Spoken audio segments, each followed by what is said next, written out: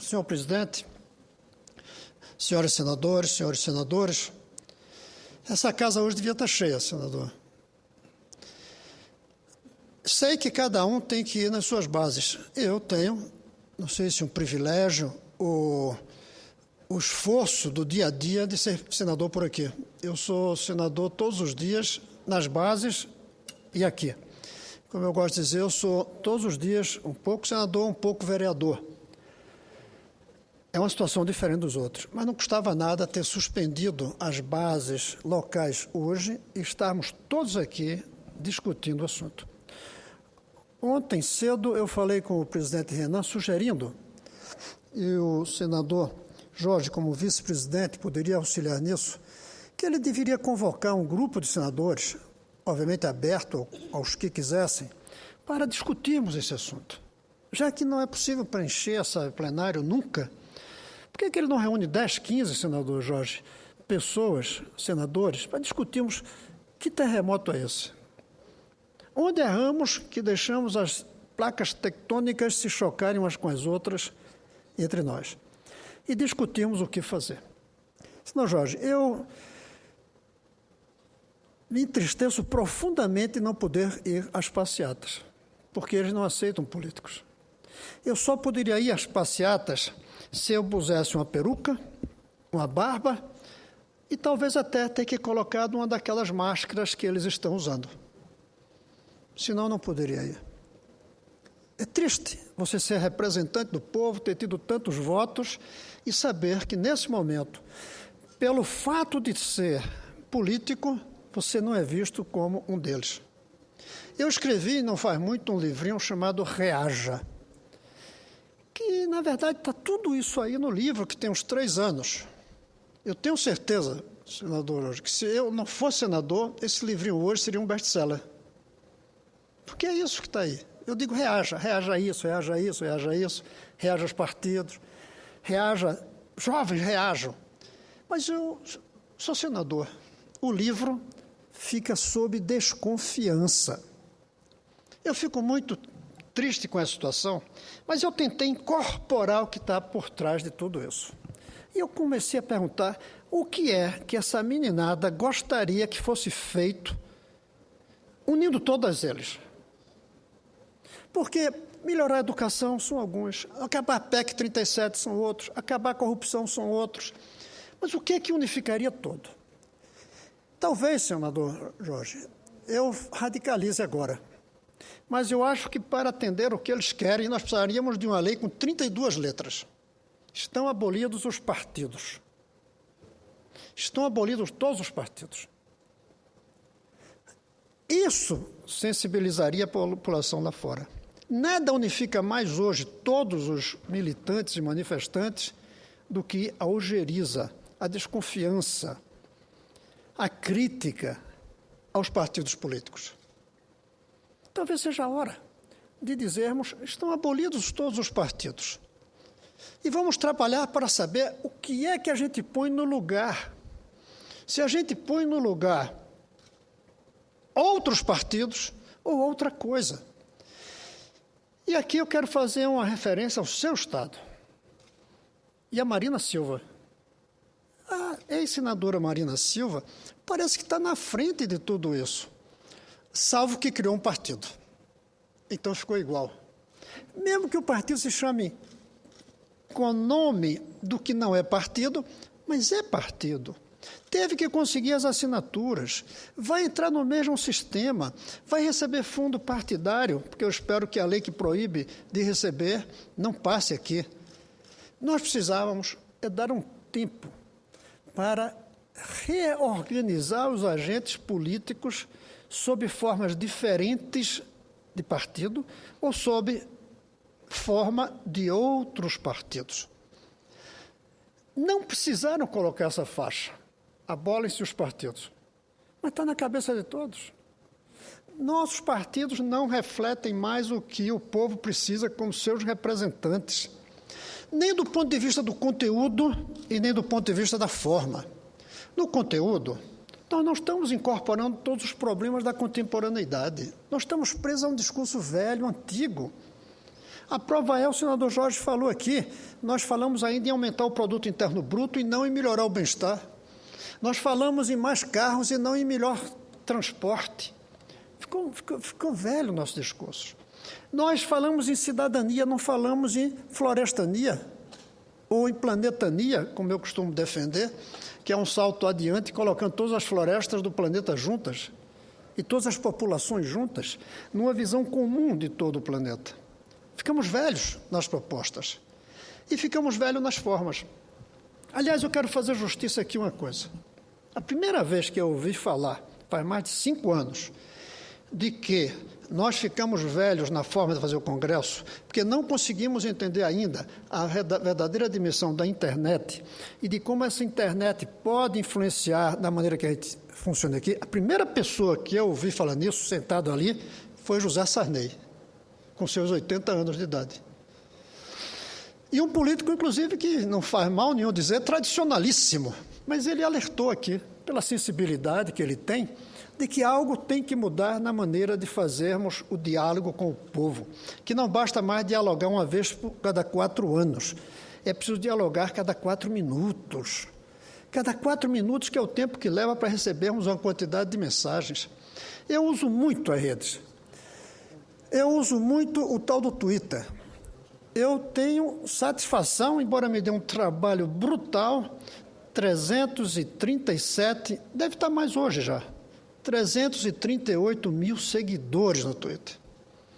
Cada minuto eu recebo dezenas de mensagens, muitas me criticando, muitas cobrando, de vez em quando algumas elogiando, é verdade, mas ali eu faço o diálogo, mas eu ainda não aprendi como trazer esse diálogo aqui para dentro. Ainda fica um pouco coisa de professor, coisa de acadêmico e não de político. Porque os instrumentos para trazer as ideias do povo que chegam pelo Twitter para aqui as cadeiras de senador, nós não sabemos como fazer ainda. E não é através dos atuais partidos. Eu defendi ontem, assinamos 6 senadores a proposta da convocação de uma constituinte exclusiva para a reforma política. Inclusive com a possibilidade do voto avulso. Já fico contente, mais uma assinatura, do voto avulso, de tal maneira que alguém possa ser eleito sem ter partido para essa constituinte exclusiva para fazer a reforma política no prazo de 1 ano, de tal maneira que os que vão fazer essa reforma política não possam ser candidatos, porque eles não devem fazer as leis pensando se vão ou não ser beneficiados. Pois bem, eu creio que essa é uma proposta que poderia levar à revolução.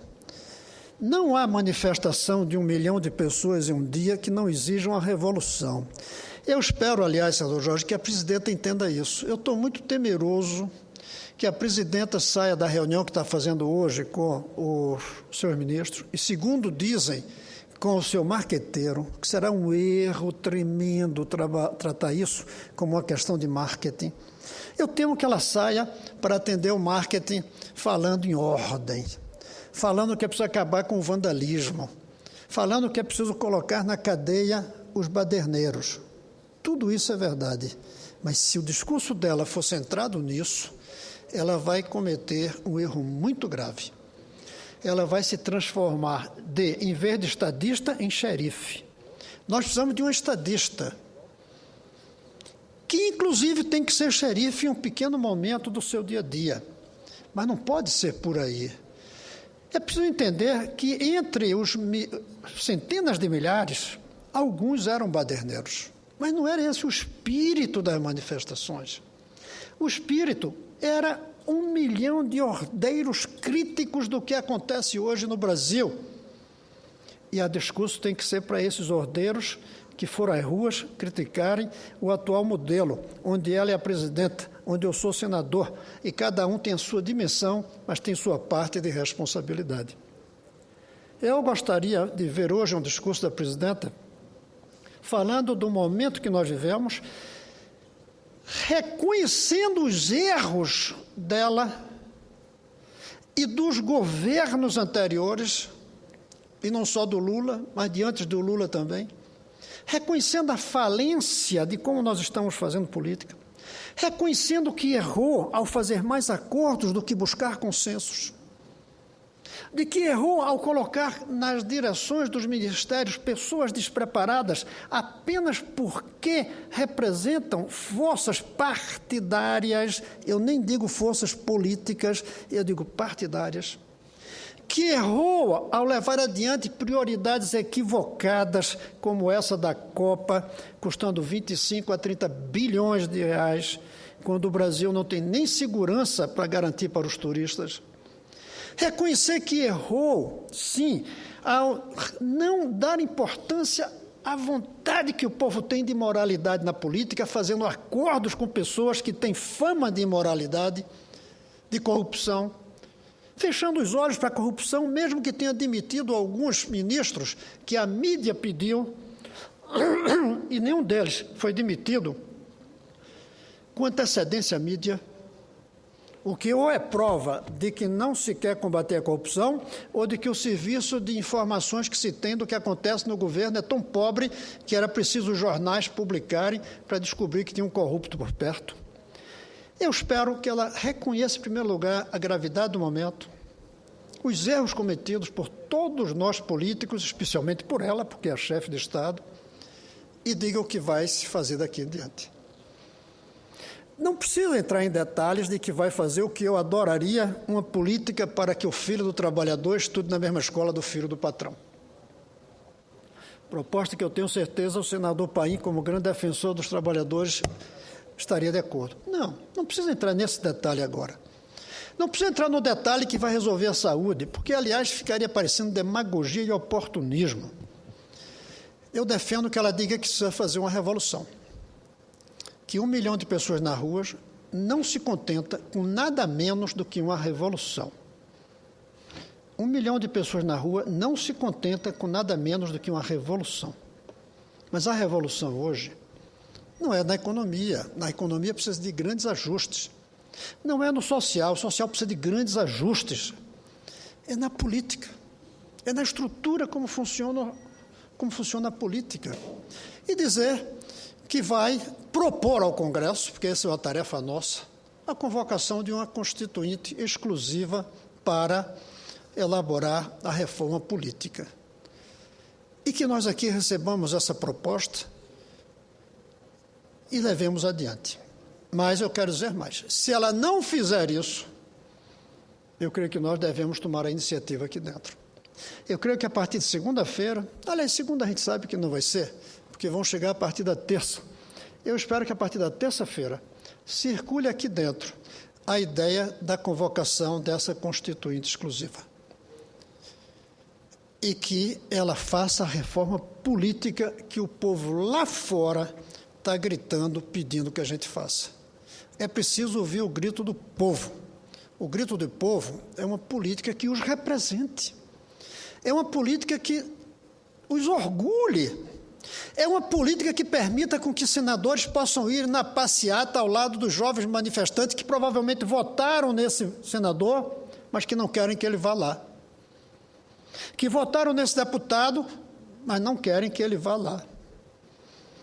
É preciso que daqui a algum tempo esses jovens possam ir para as ruas carregando uma máscara com a cara do seu senador, do seu deputado, do seu presidente, e não a cara de um personagem cinematográfico, como é a principal máscara que seguiu, que é a máscara, se eu não me engano, do Coringa, do filme Batman. Eu gostaria que a gente fizesse essa reforma de tal maneira que cada um de nós possa se orgulhar da função que exerce e possa saber que o povo se orgulha de ter eleito cada um de nós. Essa é a proposta que eu espero, senador Paim, o senhor, como um dos que ontem estava aqui na vigília, a gente possa levar amanhã para todos os demais senadores. Daqui partir a ideia dessa constituinte para fazer a reforma política. Só que eu tenho mais esperança, que a presidenta nem espere, que ela tome a iniciativa de mandar para nós essa proposta e que aqui nós decidamos. Se nós não fizermos isso, nós estamos correndo o risco do povo continuar descontente. E o povo descontente não só volta para a rua e dá margem a tudo isso que acontece, tanto o lado bonito quanto o lado feio, tanto o lado estético como o lado perverso, mas também perturba tudo. Queira ou não, esse 1 milhão de pessoas deixou de ir ao trabalho para ir numa passeata, o PIB deve ter diminuído um pouquinho, e para cada um que foi, pelo menos 3 deixaram de ir ao trabalho, até para evitar a crise do transporte naquele momento.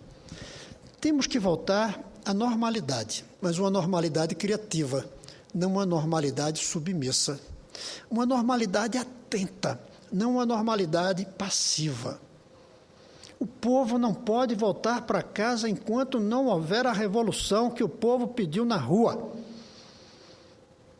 E eu insisto que voltar para casa, quando eu digo não voltar para casa, eu não quero dizer que fique na rua. Como, aliás, ficaram os meninos nas cidades da Espanha.